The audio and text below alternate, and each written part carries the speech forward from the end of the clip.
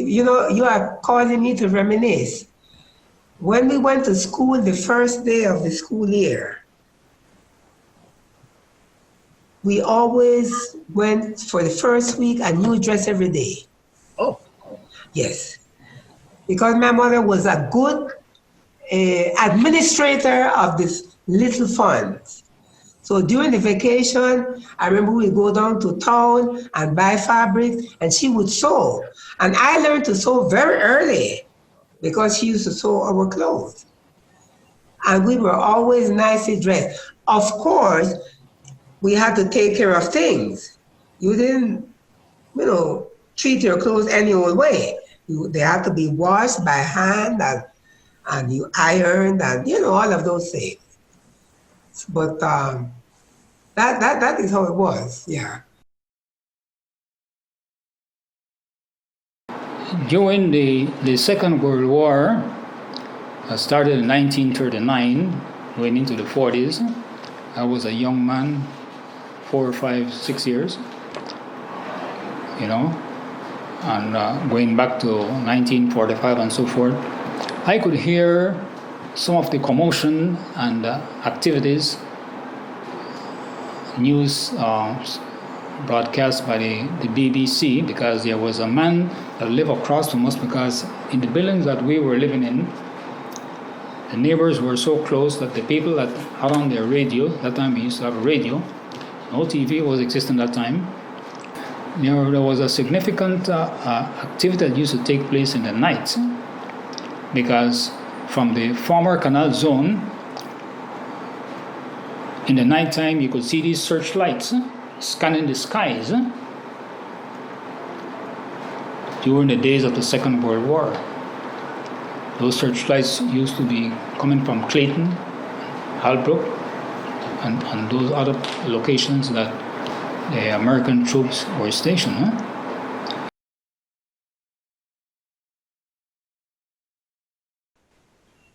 I lived in La Boca on the area that is called Jamaica Prado. It was a prado of green grass and palm trees. I was born there and I lived there until my adult life. I went to the La Boca Normal School, the first institution for training teachers of West Indian parentage. And from there I went to Instituto Panamericano. At that time it was called Seawall School because it was down on the seawall, which is now a parking lot.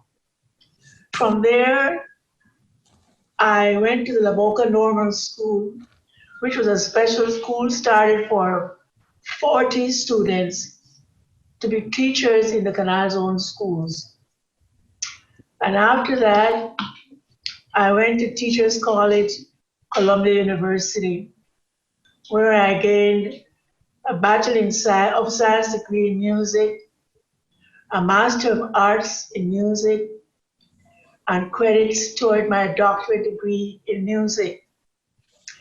Because of a family situation and my mother, who was very ill, I returned to Panama supposedly for a vacation or a year.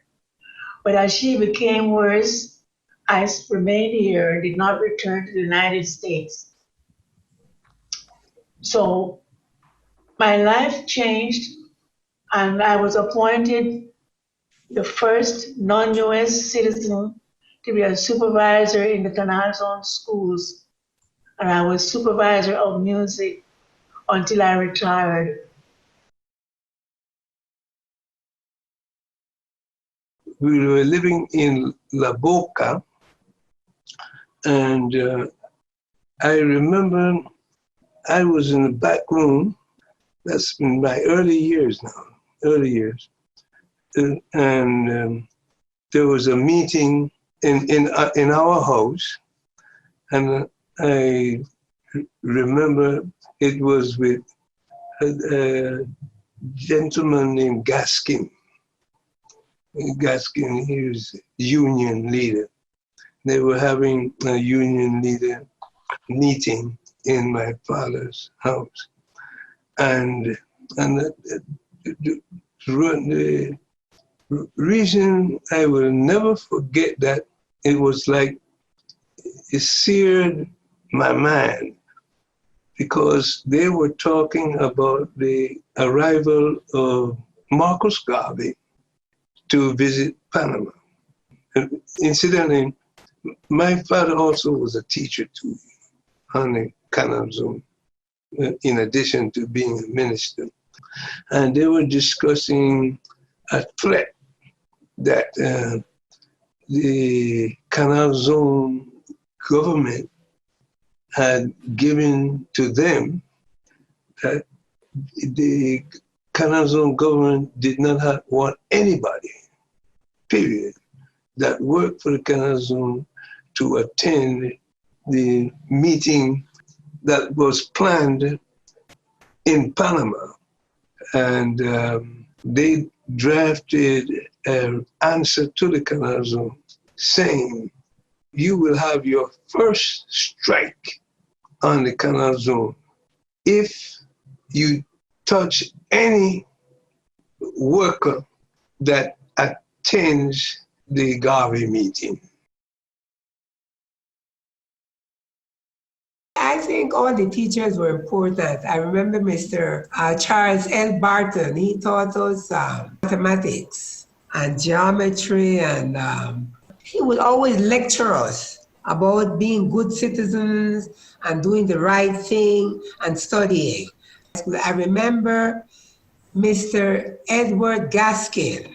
He was the principal in La Boca when I was in elementary. Mr. Gaskin, you might have heard his name. He was a labor leader on the Canal Zone, a fiery man, and he could talk.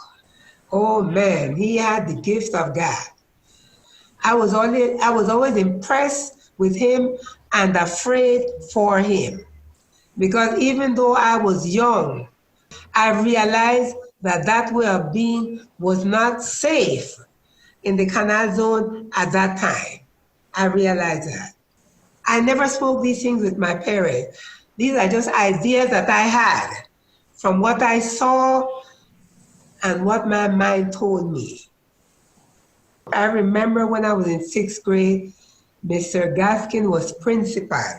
And in those times, if a teacher missed, while the substitute was able to arrive, they would put one of the students to sort of keep the class quiet. So I remember once or twice when I was called upon to take over the class because the teacher was absent. And I had some classmates that were very special, very boisterous and very lively. And I started to tell them Nancy stories. Nancy stories that I had heard from my parents and other stories that I had read. Mr. Gaskin came to the room because he wanted to know what had happened. He didn't hear a sound.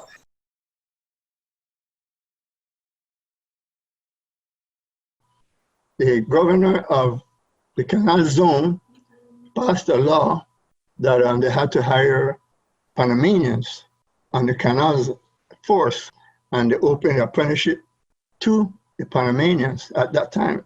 So we were pioneers in that sense, that we were one of the first to be hired in that time. The first day after graduation, I was outside my house looking around, and my buddy, schoolmate Carlos Jordan, was coming down the street. He said he was going to take a test at the labor office to apply for the apprenticeship program. I said, wait a minute, I will come and go with you. And we went down to Ancon, and we took the apprenticeship steps, got my score, and I was eligible for hire in the Panama Canal. The elite classes were electrician, machinists, air conditioning stuff, so everybody were applying for those stuff. So I put electrician. Then I said, okay, my second choice would be machinist. And then I don't know what to put for my third choice, so I just put down what was on the list. It was engineering, hoisting, and portable operator. I didn't know what that was, but I put down my third choice. And then they called me from the Atlantic side, maintenance division, for my third choice. Operator, hoisting, and portable. crane operator, you operate all these big crane equipment. Apparently, no blacks per se used to do that job, or were white Americans. So anyway, they had to employ me regardless if they wanted or not due to my score. So I got hired. The first day I showed up for my apprenticeship, first day, there were 3 of us. In 1955, the 2 countries, Panama and U.S., had an agreement that they would be providing young Panamanians these trades. I was a marine machinist. When I started there were a couple of guys I know from Rainbow City came in there as helpers. I went in as a machinist. And the very first week, my boss said to me, we have a problem. I said, what's that problem? He said, well, use of the men's bathroom. I said, well, it's very simple. You've got one says helpers and the other says mechanics. Now, what am I? He said, you're a mechanic. I said, then that's the one I'm going to use. He said, but that's causing a problem for the rest of the, he didn't say white, for the rest of the mechanics, because they don't want to use the bathroom that I'm using. I said, but then I don't have a problem. When you say we, that's first person plural. We means you and I. I don't have a problem, but they have a problem. So what they did, they said, okay, Stephen, here's what we'll do.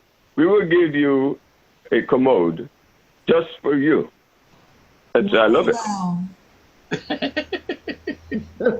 Because what happened at that time, that 1955 was very instrumental because they passed a thing called equal work for equal pay, a U.S. base rate employee, which meant a white boy working the same job got the same pay as I did.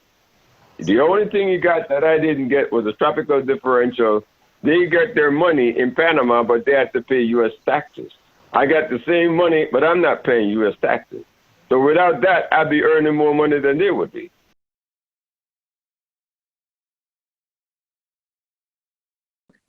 This letter, it brought back a lot of memories to me because we had to fight long and hard.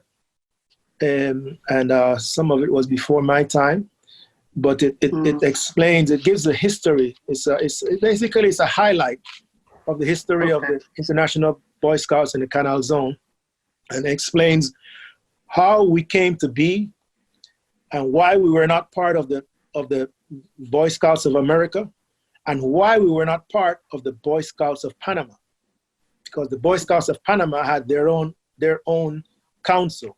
We were similar but separate of them both. We wore our uniforms. Our uniforms were basically designed for us by us, and it was close to the uniforms that the Boy Scouts of America had. If you were a Cub Scout. But once you became a Boy Scout, the uniform changed, and it was closer to the uniform that the Scouts of Panama had.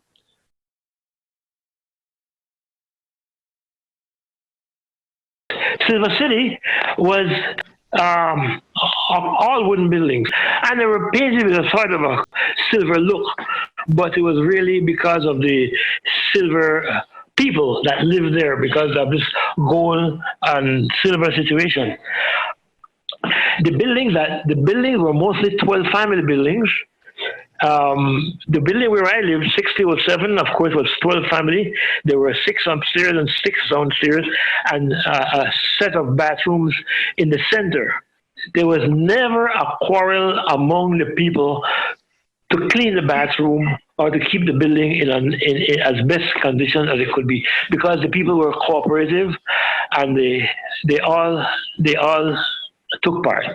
And we had some great people that lived in the building where I live, but the buildings were off the ground, probably around 3.5 feet up on blocks, and there was a big bedroom and a living room, which was partly a bedroom too, because most of the people in the building had so many children that one bedroom just couldn't cut it. And so there was that, and then there was another back space that they used as a kitchen, and it had running water, but there was no bathroom service. You had to go to the bathroom. Those 6 bathroom toilets that I told you about, there were 4 bathrooms and about 8 commodes, but it was never a problem.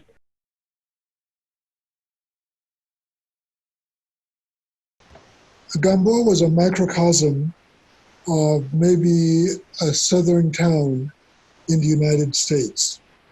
It was highly segregated. Where we lived, the black folk lived in one section of the town. And if you went up the hill, or up the ridge, as we would say, that's where the white folk lived. And to make matters worse, the public accommodations were also segregated. Let me explain. There was a commissary that was subdivided into 2 parts. One part which serviced blacks, and the other part which serviced whites. It was a commissary. The post office had 2 service windows, one for whites and one for blacks. We had our own clubhouse, and the white folk had their own clubhouse. There were about 4 different churches on our side of town, and there was 1 church on their side of town. There was 1 firehouse which serviced the entire community, but the dispensary also had 2 entrances, one for whites and one for blacks. So indeed, it was a segregated town.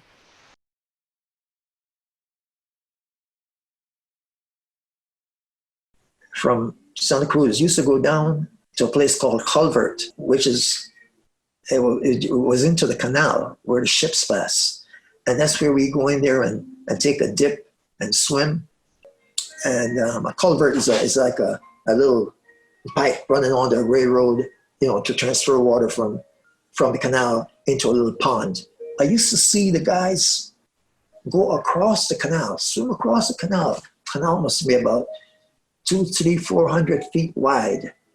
And they'd go across there swimming. They were great. I could swim. And they'd come back with these golden mangoes. Golden mangoes. Oh my God. The temptation. I want me some golden mangoes, and I can't swim. I can't go over there. Gee. So I had this friend, Felicito. Felicito was a shark in the water, swimming great. So I said, let's go across. I'm going to go across in the tube. Can't swim. Ships passing by. But those mangoes, and you're a kid, you're crazy. So Feli swimming and I paddling on this tube went across the canal. And when we reached and seized a mango, they were no longer golden. They were just regular mangoes.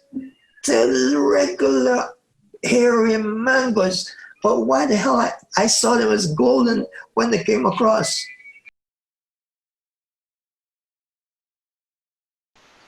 As a youngster, I loved swimming, and I loved playing baseball. As a matter of fact, I was a member of the Little League team. And there was a club in Gamboa. They call themselves the Monticello Club. And so they sponsored the Little League team. I'll never forget the uniform. It was a dark green shirt with a short green pants with yellow lettering on the back, Monticello. And so I was a pitcher, and I had good success as a pitcher, especially against a club from Paraíso.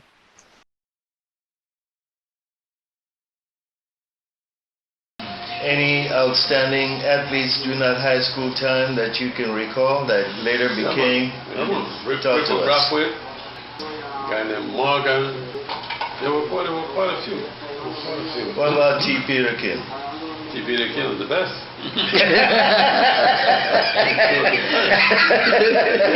Actually, I say he was the best softball player in the history of the Canal Zone.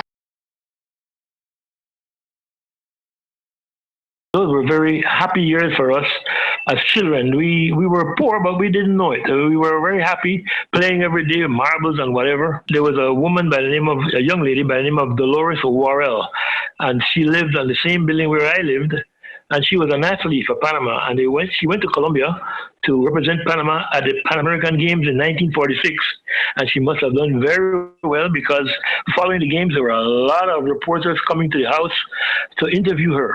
But nobody spoke Spanish except my mother, she was attending the sister school, which is still there in 4th Street and Central Avenue in Colon. That incident caused my mother to convince my father that I should go to school in Panama. And so in 1946, I started in Escuela República de Bolivia, which was in 15th Street in Colon.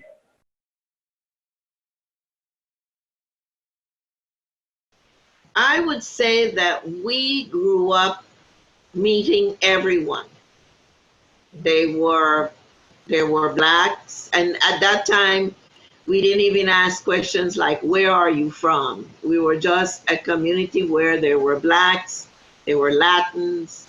We mixed, a mezcolanza, and we cook meals according to whatever party you went to. You would get something from West Indians, or you would get something from Latins, and it would all be part of our growing up. We didn't differentiate, if I could say that from my point of view, as much as we do now.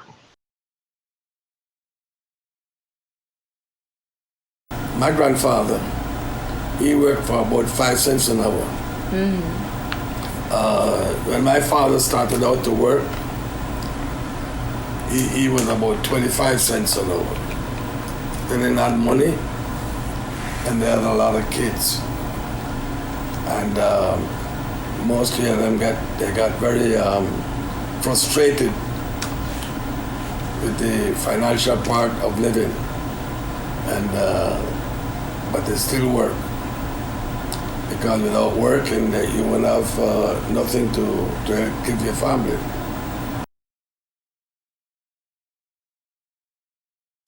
My grandfather worked in the same division I worked in, the terminal division.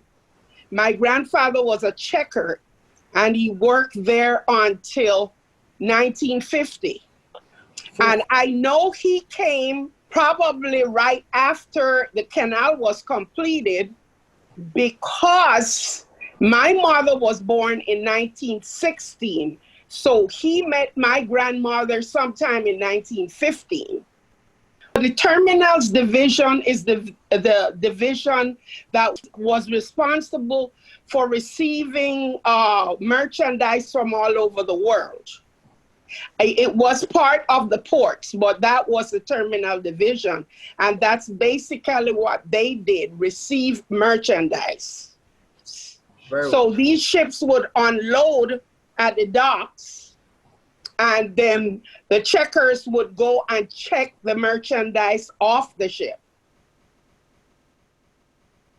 If it weren't for our strong parents and grandparents, many of us would not have survived.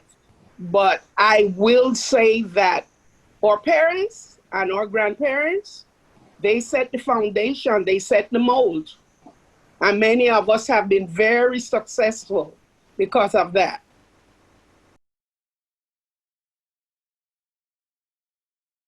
My parents, my mother, my maternal parents, because my paternal, my grandfather, the Barbadian, I don't know anything about him. And my paternal grandmother, Annie Clark, she was Jamaican. But the Barbadians, I have a link that is incredible. I have cousins that still live in Barbados. Far cousins, they're not first or second, but they are cousins. And I know a lot of the family members and their children. And I'm finding out now that I have more family. I have the papers from I have my grandmother, my grandfather's parents, papers from James Athelston, Ethel Brown, and Ethelyn Small were born in Black Bay, St. Peter. This January, February, when I went to Barbados, I was able to visit the archives for the first time in my visits to Barbados. And it was the most rewarding thing that happened to me in my lifetime. This was a day that I cried because I took their baptismal papers with me, and I was able to get a friend that never saw me before in my life, but she did a favor because of another favor. When she brought up my grandfather's fingerprint chart, his metal check number, that's how I know my grandfather came to Panama the 22nd of February, 1906, and the name of the ship. And his name was changed. I cried because I felt, I can't explain to you what I felt. I have a direct link with family members in Barbados.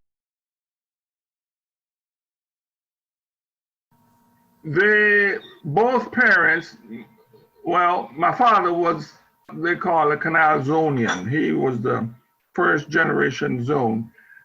His parents came from Barbados. My mom was born in a place called Empire. There was a big Caribbean town across that west bank from the Miraflores locks, and that's where she was born. Her parents came from Jamaica, and that was where they were living at the time. I regret not knowing more about it, but what I could understand was this was a main community where people who were working on the Panama Canal, they lived in communities along the banks of wherever the work was happening.